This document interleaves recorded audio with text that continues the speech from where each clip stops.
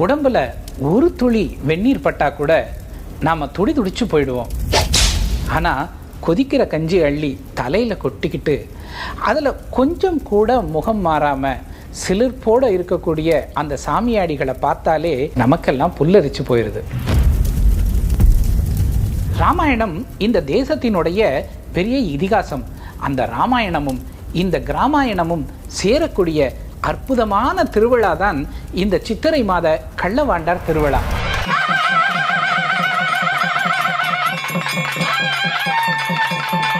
கள்ளவாண்டாருக்கு வேட்டைப்பானை போட்டால் அடுத்து வரக்கூடிய வருஷத்தில் அமோகமாக மகசூல் இருக்கும், ஆரோக்கியம் சிறப்பாக இருக்கும், என்னென்ன சுபம் உண்டோ அவை எல்லாம் நம்ம வீடை தேடி வரும் அப்படிங்கிறது தான் இந்த கிராமத்தில் இருக்கக்கூடிய பல மக்களோட நம்பிக்கை. அதுக்காக ஆண்டுதோறும் தவறாமல் இவங்க வேட்டைப்பானை போடணும்னு விரும்புகிறாங்க.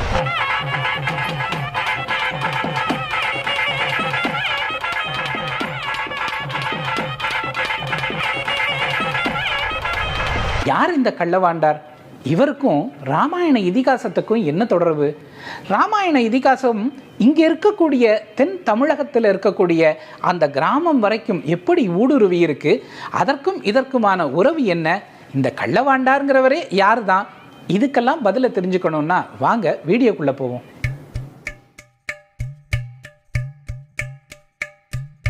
தூத்துக்குடி மாவட்டத்தில் சித்திரை திருவிழா ரொம்ப உற்சாகமாக கொண்டாடிக்கிட்டு இருந்தாங்க. அன்றைக்கு இரவு 12 மணி அந்த ஊரே களை கட்டி இருந்தது. அந்த திருவிழா கொண்டாடுவதற்காக கள்ளவாண்டார் கோயிலுக்கு எதிர்த்தரப்பில் பொதுமக்கள் எல்லாருமே கூடியிருந்தாங்க.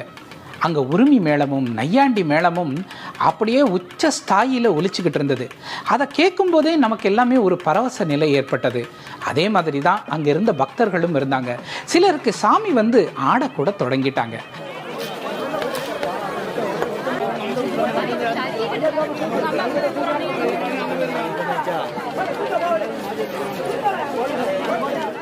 அங்க ஒரு 4 பீடங்கள் இருந்தது. அந்த 4 பீடங்களுக்கும் தென்னை மரத்தினுடைய பாளைகள், அதுக்கப்புறம் தென்னை ஓலைகள், அப்புறம் இளநீர் எல்லாமே வச்சு அலங்காரம் பண்ணியிருந்தாங்க. புது உடைகள், அதாவது வேட்டி துண்டு எல்லாம் சாத்தி இருந்தாங்க. அந்த பீடங்களுக்கு அந்த பூசாரியானவர் அங்கே வந்து தீபாராதனை காட்டி அவர் திருவிழாவினுடைய முக்கியமான ஒரு சடங்கை தொடங்கி வைக்கிறதா சொன்னாங்க. அப்போ தான் அங்கே இருக்கிறவங்கெல்லாம் பேசிக்கிட்டாங்க, இந்த வருஷம் 36 வேட்டைப்பானைகள் போட போகிறாங்க, 36 கல்லடுப்புகள் தயாராக இருக்குன்னு சொன்னாங்க. அது என்ன வேட்டைப்பானை திருவிழா அப்படின்னு சொல்கிறதுக்காக அந்த பூசாரிகளோடு சேர்ந்து நாமளும் அங்கே போனோம்.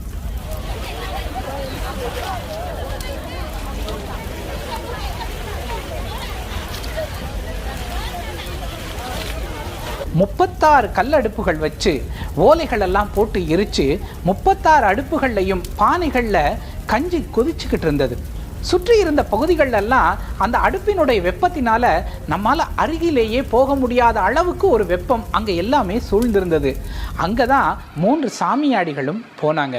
அந்த முதல் சாமியாடி தென்னம்பாளைய கையில் வச்சுருந்தார். அந்த தென்னம்பாளைய அப்படியே அந்த பானைக்குள்ளே விட்டார். அப்படியே வெளியில் எடுத்தார். அதை தன்னுடைய தலையில் வச்சுக்கிட்டாரு. ஒரு முறை இல்லை, 2 முறை இல்லை, மீண்டும் மீண்டும் அந்த கஞ்சியை வாரி வாரி தன்னுடைய மேலே போட்டுக்கிட்டாரு. அவருக்கு அப்புறம் மற்ற சாமியாடி, அதுக்கடுத்து இன்னொருத்தர், 3 பேரும் மாறி மாறி மாறி அங்கே இருந்த பானைகளில் இருந்த கொதிக்கக்கூடிய அந்த கஞ்சியை எடுத்து தங்களோட தலையில் விட்டுக்கிட்டாங்க. நம்ம எல்லாம் ஒரு சொட்டு வெந்நீர் நம்ம உடம்புல பட்டாலே துடிச்சு போயிடுவோம். ஆனால் அந்த கொதிக்கிற கஞ்சி பானையிலிருந்து கஞ்சியை எடுத்து தலையில் வழியாக விட்டுக்கிட்ட அந்த சாமியாடிகள் முகத்தில் கொஞ்சம் கூட வலி இல்லைங்க. முழுக்க முழுக்க பரவசம் தான் இருந்தது. அதை பார்க்கறதுக்கே சிலிர்ப்பாக இருந்தது.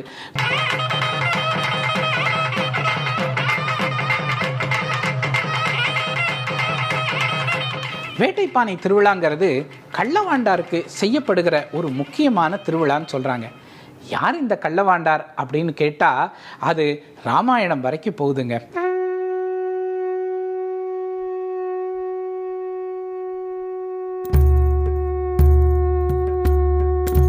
கள்ளவாண்டாருங்கிறவர் ஸ்ரீராமர் தான் சொன்னால் நமக்கெல்லாம் ஆச்சரியமாக இருக்குது இல்லையா? ஸ்ரீராமர் எப்படி கள்ளவாண்டாரானார்? அதுக்கு அவங்க சொல்லக்கூடிய கதை ரொம்பவே ஆச்சரியமூட்டக்கூடியதாக இருக்குது.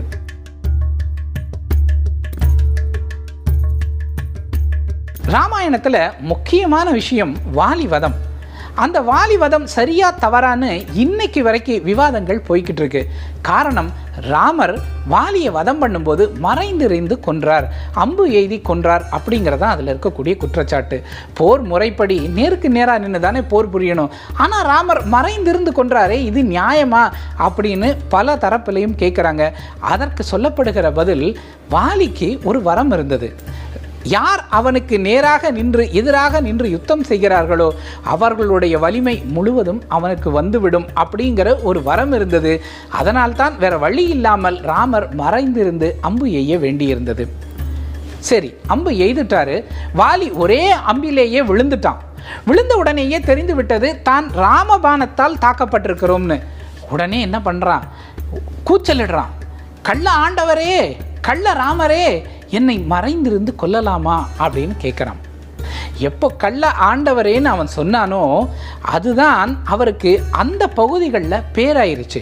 கள்ள ஆண்டவர், கள்ள ஆண்டவர்னு தொடர்ந்து சொல்லி சொல்லி அங்கே ராமருக்கு கள்ள வாண்டார் என்கிற பேர் நிலைச்சு போச்சு.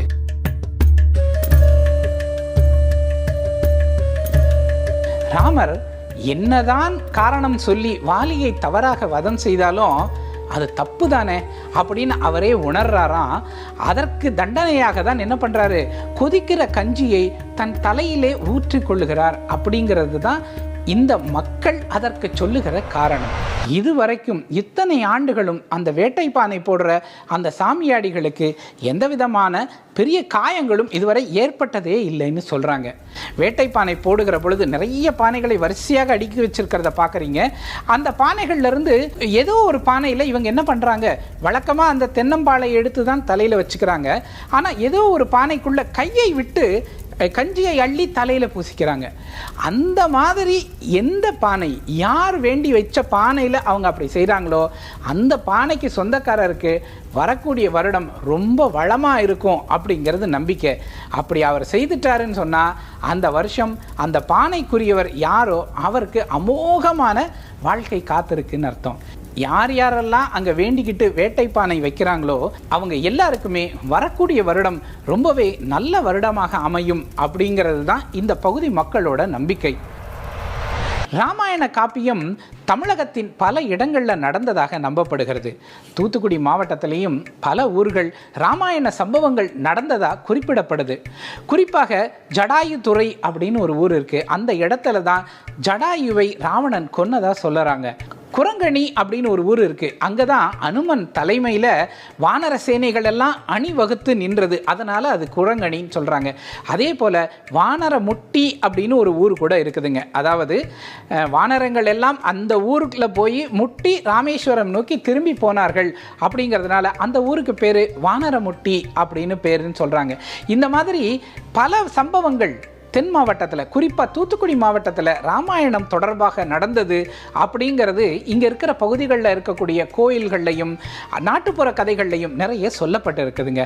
அப்படிதான் இந்த தலம், இந்த மணக்கரை அப்படிங்கிற ஊரும் ராமாயணத்தோட நெருங்கிய தொடர்புடைய ஊராக இருக்குது அப்படின்னு சொல்கிறாங்க. இதை சுற்றி இருக்கக்கூடிய பல பகுதிகளில் இருக்கக்கூடிய ராமர் கோவில்களுக்கு கள்ளவாண்டார் கோயில் அப்படின்னு பேர் இருக்குது. பலருக்கும் கள்ளராமர், கள்ளவாண்டார் அப்படிங்கிற பேரையும் வச்சிருக்காங்க இந்த பகுதி மக்கள்.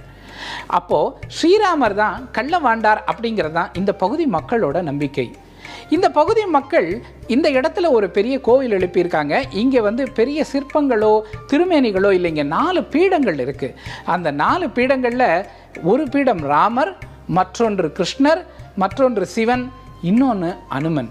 இந்த 4 பேருடைய பீடத்தை தான் இவங்க அலங்காரம் பண்ணி வழிபாடு செய்கிறாங்க. இப்போது அந்த 4 பேருக்கும், குறிப்பாக கள்ளவாண்டாருக்காக தான் இந்த வேட்டைப்பானை திருவிழாவை கொண்டாடுறாங்க.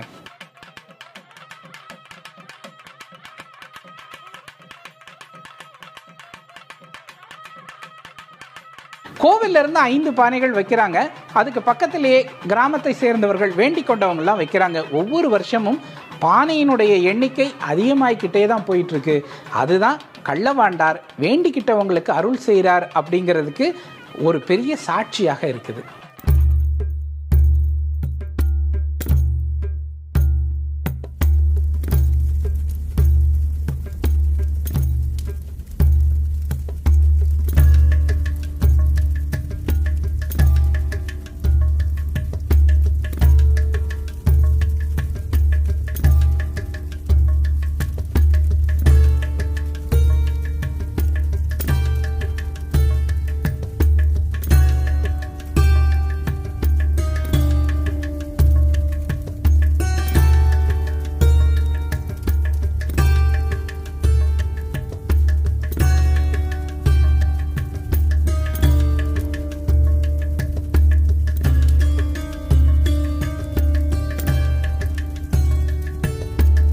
இந்த கஞ்சி பானையை தங்கள் வீட்டுக்கு எடுத்துகிட்டு போயிட்டு தன்னை சுற்றி இருக்கிற எல்லாருக்குமே அதை பிரசாதமாக கொடுத்து அதை தொகையல் செய்து அதை அவங்க சாப்பிட்றாங்க. அது அவங்களுக்கு ஒரு பெரிய நன்மையை தரும் அப்படின்னு நம்புகிறாங்க. கஞ்சி குடித்ததுக்கப்புறம் அந்த பானையை கழுவி அதில் விதை நல்லா போட்டு வைக்கிறாங்க. அதுக்கு சந்தன குங்குமம் எல்லாம் இடுறாங்க. அந்த வேட்டை பானைக்கு, அந்த விதை நெல் பானைக்கு தினமுமே பூஜை பண்ணுறாங்க. அப்படி நீங்கள் தொடர்ந்து பூஜை பண்ணிட்டு வந்தீங்க அப்படின்னு சொன்னால் உங்கள் வீட்டிலேயே கள்ளவாண்டார் எப்போவுமே இருப்பார். உங்கள் வீட்டுக்கு எந்த கெடுதலும் வராது அப்படிங்கிறது தான் நம்பிக்கை. இன்னைக்கு வரைக்கும் அந்த பழக்கம் அந்த கிராமத்தில் இருந்துக்கிட்டு தான் இருக்குது. மற்றும் ஒரு வீடியோவில் நன்றி.